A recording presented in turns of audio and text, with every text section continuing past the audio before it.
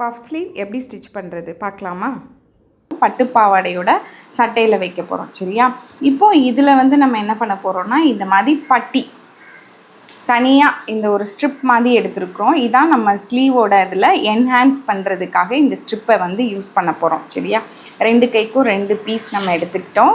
இந்த ஸ்ட்ரிப்போட அளவு என்னென்னா, கரெக்டாக நம்ம கையோட ரவுண்டாம் எங்கே ஸ்லீவ் முடியுதோ அந்த இடத்துல இருக்கிற ரவுண்டாம் plus seam allowance.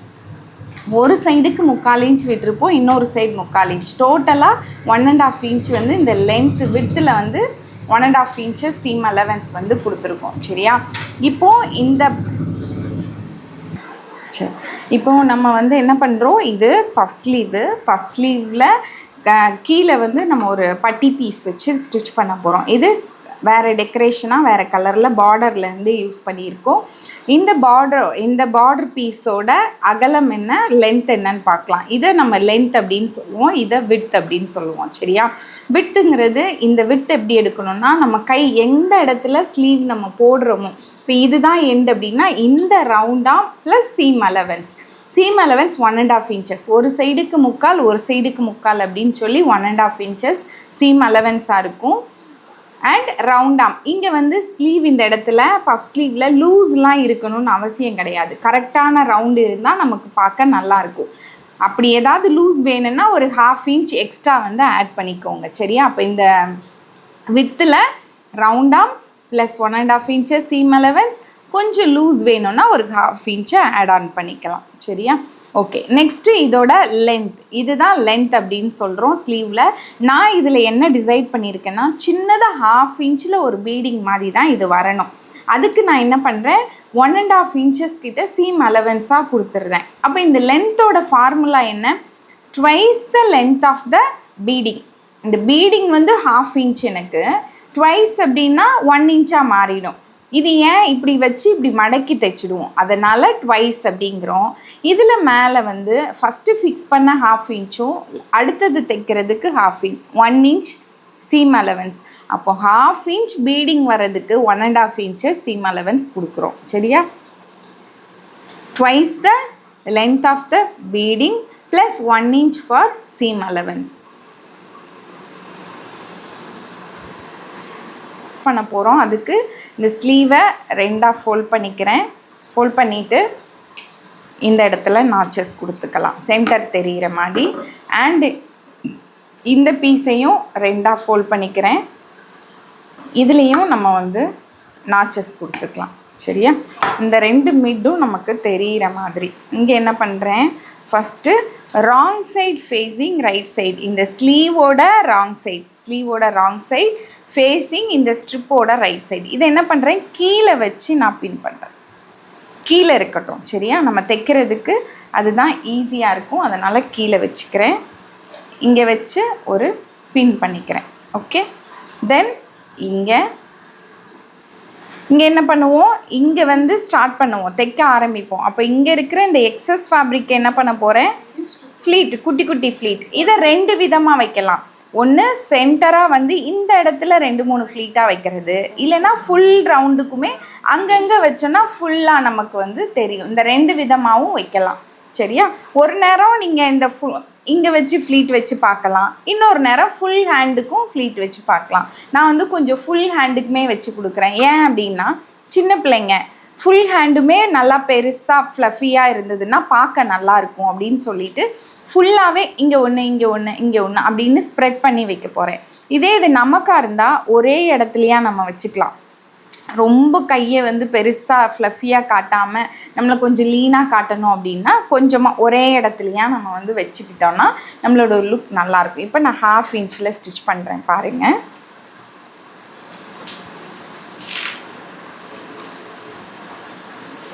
Back stitch போட்டுக்கலாம். போட்டுட்டு கொஞ்சம் தூரம் இந்த ஒரு 3/4 இன்ச்சுக்கு என்னென்னா சீம் அலவன்ஸ் தான் வரப்போகுது, அதையும் ஸ்ட்ரைட்டாக வரேன். அண்டு கையோட கீழ்ப்பகுதி பின்பகுதியில் தான் வரப்போகுது. அந்த இடத்துல நம்ம வந்து ப்ளீட் வைக்கணும்னு அவசியம் இல்லை. அங்கேயும் நான் என்ன பண்ணுறேன், கொஞ்சம் தூரத்துக்கு ஃப்ளீட் எதுவும் வைக்காமல் உள்ளே வந்துடுறேன். அதுக்கப்புறம் இந்த இடத்துக்குள்ளே நான் வந்து ஃப்ளீட்டை வந்து வைக்கிறேன். சரியா?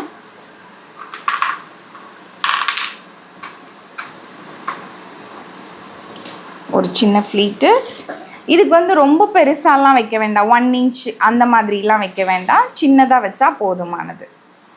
லைட்டாக இங்கே ஒன்று, இதை வைக்கும்போது ஈக்குவலாக கொஞ்சம் ஸ்ப்ரெட்டாக இருக்கணும், ஒரே இடத்துல வந்து சீட் ஆகிடக்கூடாது. இங்கே ஒரு ஃப்ளீட்டு அண்ட் இங்கே கொஞ்சம் மிச்சம் இருக்குது, இந்த இடத்துல நான் அந்த பின்னை எடுத்துகிட்டு இந்த சைடு இருக்கிறதையும் கொஞ்சம் எடுத்துக்கிறேன். சரியா?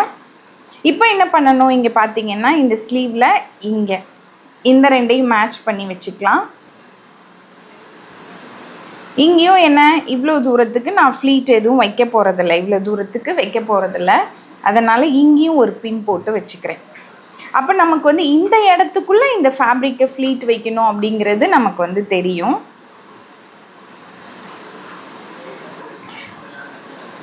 ஓகே, நம்ம இப்போது இங்கே அங்கே எப்படி நம்ம குட்டி குட்டியாக வச்சோமோ அதே மாதிரி இங்கேயும் குட்டி குட்டியாக வைக்கிறோம்.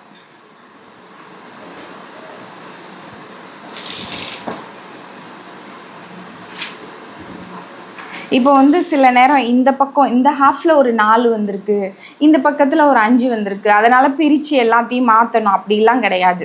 ரொம்ப எண்ணி பர்ஃபெக்டாக 4னா 4 அப்படிலாம் கிடையாது. கொஞ்சம் முன்ன பின்ன வந்தால் பரவாயில்ல, ரொம்ப பெரிய டிஃப்ரென்ஸ் வராமல் சின்ன டிஃப்ரென்ஸை வந்து அக்செப்டபிள் தான், அக்செப்ட் பண்ணிக்கலாம், அதுக்கேற்ற மாதிரி நீங்கள் பண்ணிக்கோங்க. சரியா? இப்போ நான் இங்கே மிச்சம் இருக்கிறத இந்த இடத்துல ஃப்ளீட், இப்போ இங்கே ஃப்ளீட்டுக்கு இடம் இல்லை, அப்படியே ஸ்டிச் பண்ணி வந்துடலாம். சரியா? இப்போ பார்த்தோன்னா நமக்கு ஈக்குவலாக ஸ்ப்ரெட் ஆகி நமக்கு ஃபுல் ஸ்லீவ்க்குமே வந்துருச்சு. இப்போ நான் என்ன பண்ண போகிறேன், இதை இந்த இடத்துல திருப்பிட்டு ஒரு டர்னிங் ஸ்டிச் வந்து போட்டுக்கலாம். அப்போ நமக்கு வந்து ஒரு கிரிப்னஸ் கிடைக்கும்.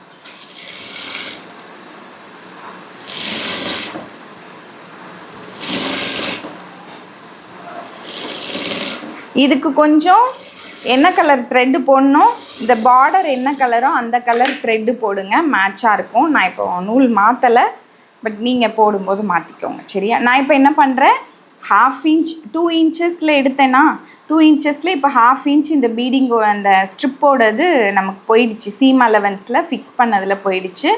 இனி மீதி ஒரு 1/2 இன்ச், இப்போ என்ன இருக்குது, இந்த பீடிங் 1 இன்ச் அகலத்தில் இருக்குது. இந்த 1 இன்ச்சு அப்படியே டபுள் ஃபோல்டு. இப்போ பாருங்கள், வெளியில் தெரிய போகிறது இந்த 1/2 இன்ச் தான் உங்களுக்கு வந்து தெரியும். அப்போ இந்த 1/2 இன்ச் தெரியணும் அப்படின்னாலே 2 இன்ச் அகலத்தில் நீங்கள் ஸ்ட்ரிப் எடுத்தால் தான் அந்த 1/2 இன்ச்சோட லுக்கு தெரியும். நீங்கள் இப்போ தைச்சி வைக்கும்போது இப்போ போட போகிற ஸ்டிச்சு ஏற்கனவே போட்ட இந்த ஸ்டிச்சுக்கு மேலே படுற மாதிரி போடணும். சரியா?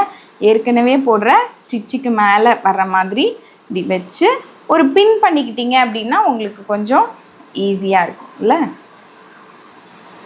பின் பண்ணிக்கோங்க. இன்னொன்று என்னென்னா, அந்தந்த இடத்துக்கு நேராக உள்ளதை அங்கங்கே மடிக்கணும், ட்விஸ்ட் ஆகிடக்கூடாது. ஒரு மாதிரி திரும்பின மாதிரி இருந்தது அப்படின்னா கொஞ்சம் ஒரு மாதிரி உருண்டையாக ஒரு மாதிரி இருக்குது, ஃபினிஷிங் நல்லா வராது. அந்தந்த இடத்துக்கு நேராக அப்போ அங்கங்கே பின்னை போட்டு வச்சுக்கிட்டீங்க அப்படின்னா ஸ்டிச் பண்ணுறதுக்கு உங்களுக்கு ஈஸியாக இருக்கும். சரியா? இப்போ நான் தைக்கிறேன்.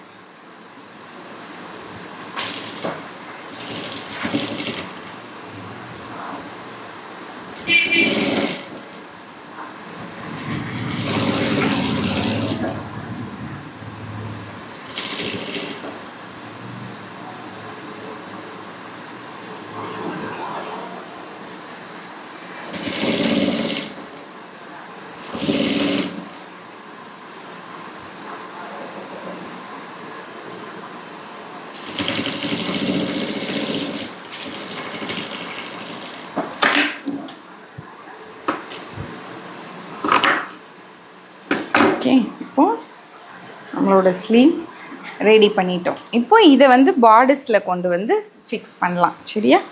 பார்டர்ஸில் ஃபிக்ஸ் பண்ணுறதுக்கு ஃப்ரண்ட்டு, இப்போ இந்த ஸ்லீவில் வந்து ஃப்ரண்ட் எதுன்னு நமக்கு தெரியும், இந்த நாச் போட்டு வச்சுருக்கேன், இதுதான் ஃப்ரண்ட்டு.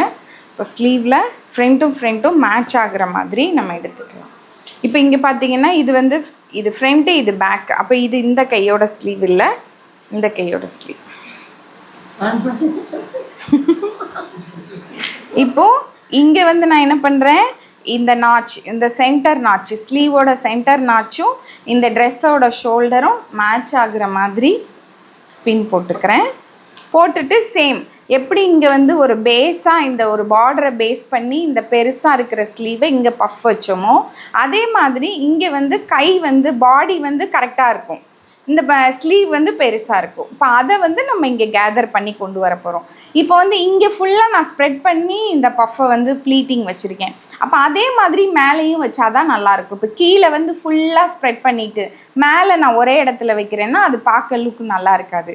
கீழேயும் ஸ்ப்ரெட் பண்ணி வச்சுருக்கேன், அப்போ பார்டர்ஸ்லேயும் ஸ்ப்ரெட் பண்ணி தான் வைக்கணும். அப்போ நான் என்ன பண்ண போகிறேன், பார்டர்ஸ்லேயும் ஸ்டார்டிங்லேருந்து தைக்க போகிறேன். ஃபஸ்ட்டு ஒரு 3/4 இன்ச் என்னது சீம் அலவன்ஸ், அங்கே ஃப்ளீட் வேண்டாம். அதே மாதிரி கீழே ஒரு 3/4 or 1 இன்ச் வரைக்கும், ஏன்னா கை காம்போலுக்கு கீழெல்லாம் பஃப் வேண்டாம், கொஞ்சம் தூரத்துக்கு வந்துடலாம். வந்துட்டு இங்கே என்ன பண்ணுறேன், அங்கங்கே ஒரு குட்டி குட்டி ஃப்ளீட். இப்போ பார்த்தீங்கன்னா ஃபஸ்ட்டு ஸ்லீவில் வைக்கும்போதும் என்ன பார்த்த மாதிரி ஃப்ளீட்டை வச்சேன், பாடிஸில் வைக்கும்போதும் என்ன பார்த்த மாதிரி வைக்கிறேன். ஆனால் நீங்கள் எடுத்துக்க பார்க்கும்போது ஒரு ஃப்ளீட்டு நமக்கு ஆப்போசிட் சைட்லேயும் ஒரு ஃப்ளீட் நம்மளை பார்த்த மாதிரி வரும். அப்போ என்னென்னா ஒரு ட்விஸ்ட்டு நடக்குங்க. அந்த ட்விஸ்ட்டில் இன்னும் ஃப்ளஃபியாக உங்களுக்கு வந்து தெரியும். சரியா, எல்லாமே நம்மளை பார்த்து வைக்கணும். சரியா, எல்லாமே நம்மளை பார்த்து வைக்க வேண்டாம், மாற்றிலாம் வைக்க வேண்டாம். நமக்கு உங்களுக்கு தேவைப்படுது, எனக்கு வந்து இந்த மாதிரி என்ஹான்ஸ் பண்ணி பஃப் ஸ்லீவ் போட ஆசை, இது வந்து ஒரு அடல்ட்டு, நமக்கு பஃப்பு போடணும், எனக்கு கீழேயும் ஃப்ளீட்ஸ் இருக்கணும் மேலேயும் இருக்கணும், ஆனால் ரொம்ப தெரியக்கூடாது அப்படின்னு நினச்சோன்னா கீழே வைக்கிறது எந்த டைரெக்ஷனில் வைக்கமோ அதே டைரெக்ஷனில் மேலே வச்சோன்னா அது இப்படி ட்விஸ்ட் ஆகி ஃப்ளஃபியாக காட்டாது. அப்போ என்ன பண்ணலாம், ஸ்ட்ரெயிட்டாக இருக்க மாதிரி இருக்கும், அந்த ஃப்ளீட் எல்லாமே ஸ்ட்ரெயிட்டாக நிற்கும். அப்போ ரொம்ப தூக்கி காட்டாது. பட் குழந்தைங்களுக்கு அதை தூக்கி காட்டுறது தான் ஒரு அழகு. சரியா,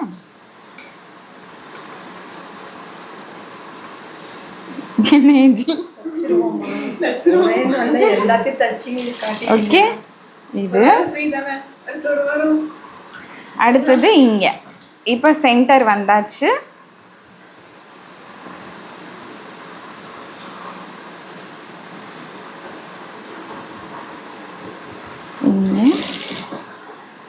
அதே மாதிரி கொஞ்சம் கொஞ்சமாக வச்சுட்டு வரேன். ஒரு 3-4 ஃப்ளீட் வச்சதுக்கப்புறம் கூட நம்ம என்ன பண்ணிக்கலாம், இந்த ஃபினிஷிங்கை வந்து மேட்ச் பண்ணிவிட்டு நான் இப்படி பின் வச்சுக்கிறேன். இப்போ இங்கேயும் கொஞ்சம் தூரத்துக்கு நம்ம ஃப்ளீட்ஸ் வைக்க மாட்டோம், அதனால் இங்கே தள்ளி வச்சுக்கலாம். அண்ட் அது எவ்வளோ எக்ஸஸ் இருக்கோ அதை இந்த இடத்துக்குள்ள ஃபினிஷ் பண்ணிக்கிறேன். ஓகே, இப்போ பர்ஃபெக்டாக நம்ம ஸ்லீவை வந்து ஃபிக்ஸ் பண்ணிட்டோம். இப்போ பார்த்தீங்கன்னா இப்போ பாரு, இங்கே ஃப்ளீட் இப்படி இருக்குது, இந்த ஃப்ளீட் இப்படி மேலே பார்த்த மாதிரி இருக்குது. அப்போ என்ன ஆகுது, ஒரு ட்விஸ்ட்டு, அந்த ட்விஸ்ட்டுனால ஒரு என்ஹான்ஸ் பண்ணி ஃப்ளஃபியாக இப்போ நம்ம இன்னும் போடும்போது இங்கெல்லாம் ஸ்டிச் பண்ண உடனே நல்லா சூப்பராக நமக்கு வந்து ஸ்லீவ் வந்து பொசிஷன்னு ஃப்ளஃபியாக இருக்கும் நமக்கு.